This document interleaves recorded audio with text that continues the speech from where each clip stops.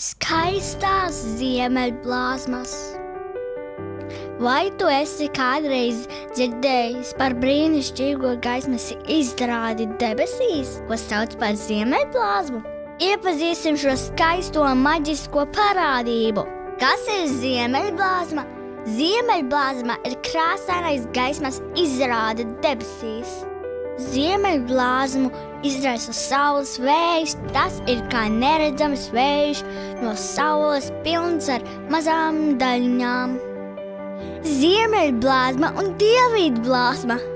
Ziemeļblāzma pie ziemeļpola tiek saukta par ziemeļblāzmu, jeb aurora borealis. Pie dienvidpola to sauc par dienvidblāzmu, jeb aurora australis. Kā tās rodas?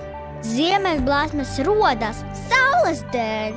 Saule izsūta sīkas daļiņas, kas ceļo cauri kosmosam. Zemes atmosfēra ir neredzams gaisa slānis, kas apņem visu mūsu planētu. Tā palīdz mums elpot, pasargā no karstuma un augstuma, un tajā veidojas mākoņi, lietus un pat ziemeļblāzma. Kad šīs daļiņas sasniedz Zemi, tās sadurās ar gāzēm mūsu atmosfērā un rada skaistas gaismas. Krāsas debesīs. Ziemeļblāzmas dažādās krāsas rodās no dažādām gāzēm atmosfērā. Visbiežāk redzama ir zaļā krāsa. To rada skābeklis, violetā, zila un rozā krāsa veidojas no slāpekļa. Labākais laiks, kad tas redzēt.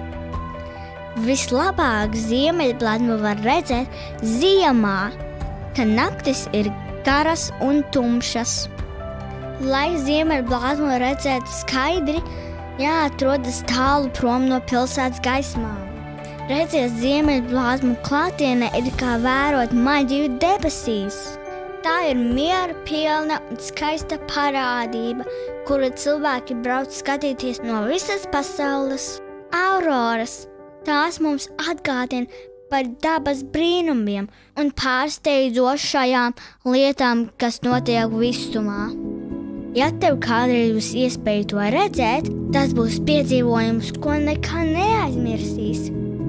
Paldies, ka klausījies! Ja tev patika, spiedz subscribe un like. Ar tevi bija Jasmīna un gudrie darbiņi. Tiekamies nākamreiz! Atā!